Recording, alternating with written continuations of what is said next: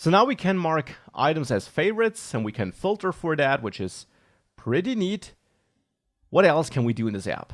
Well, quite a lot. How about adding items to a cart? That's something we can't do right now. This button here doesn't do anything. So this is the next step or the next thing I want to focus on. I want to be able to click that add to cart item here in a product item and then actually, add that item to a cart. For this, the first question, of course, is how do we want to manage our cart? We could manage it here in our products provider in this class. But I rather want to manage my products in here. And later, for example, we'll also have ways of adding and editing and deleting products. And I want to manage all of that in here, but not really the cart. Hence, it makes sense to add a new class. And I'll add it in a new file, the cart.dart file.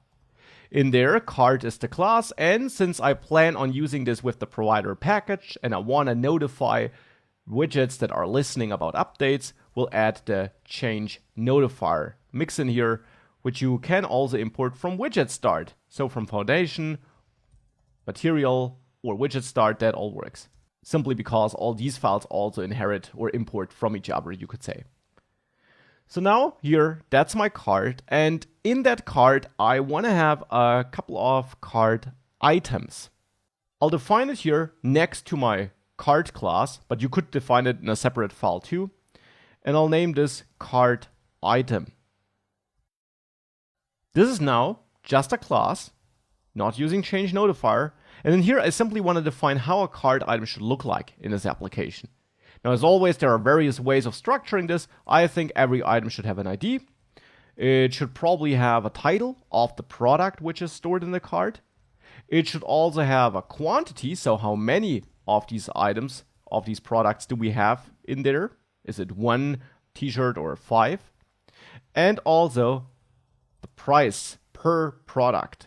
And we can then calculate the total price, of course, by multiplying it with the quantity. We need a constructor here for a cart item. And again, as always, you can use named or unnamed positional arguments. I'll go for named ones here. Get the ID, get the title, get the quantity, and get the price. And also, as always, I actually will add required here because we need all that information. Like this. Now the cart items can be managed here in the cart class. So in here, we could have a list of cart items, but actually, I want to map every cart item to the ID of the product it belongs to.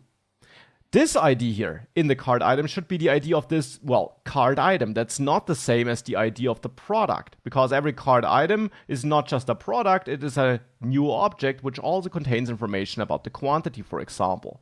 So this cart item object has a different ID than the product it belongs to. So here I want to manage my cart items that I have in a cart in a map where the key is the product ID. This will also make it very simple for us to work with this cart later. So we can have a map where the keys are strings, because product IDs in our product model are just strings. And the value will be of type cart item. And then we have our items, or underscore items here to be precise. And initially, that's nothing. Whoops, and that is cart item with a capital I. But now, of course, we want to be able to get our items that are in the cart. So I can add a getter where we get that same map. I'll name this items, and there I return a new map. And we can also use the spread operator here on items to pull out the key value pairs from this items map and add it to a new map to return a copy. And add the get keyword in front of that. But besides a getter, I now also want to have a way of adding an item. So here I'll add a function, add item, where I expect to get some information about the product. Namely the product ID, the price, and the title. And quantity will always be 1. We can only add 1 item at a time, let's say. So these are the 3 pieces of information which I need here. Title, price, and then the ID, which I use as a key in the map.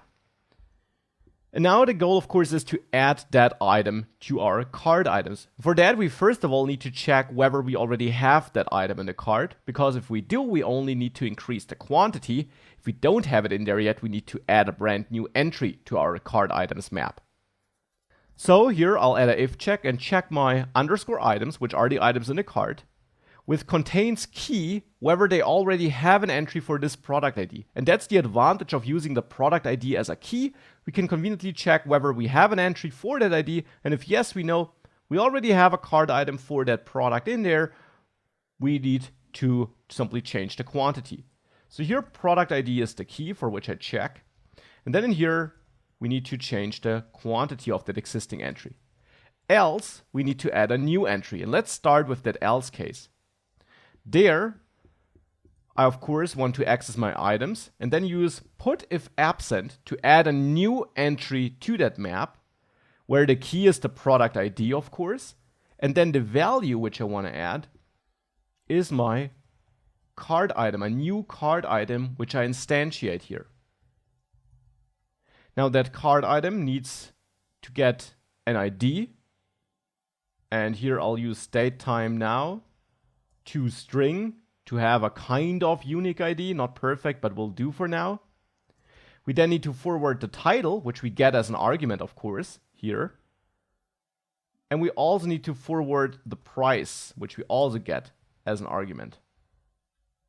Now important, put if absent actually does not just take a value here, but a function that creates the value. So we can simply add an anonymous function here which returns that new cart item. And price here, of course, should be a double. That's also important.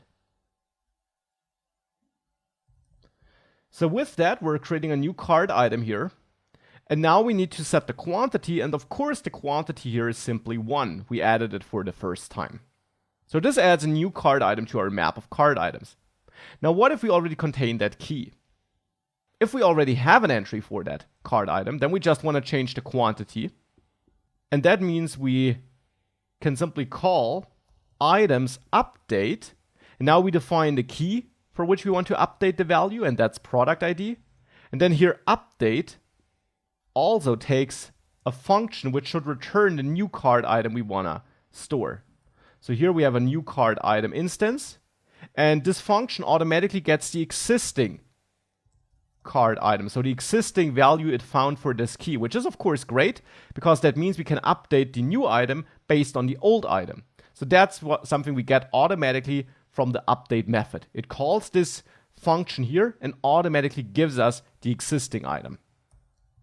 So here this new cart item which we built will therefore be based on the existing cart item, and it will, for example, keep the ID of the existing cart item. It will keep what we stored as a title there, and it will keep what we stored as a price there.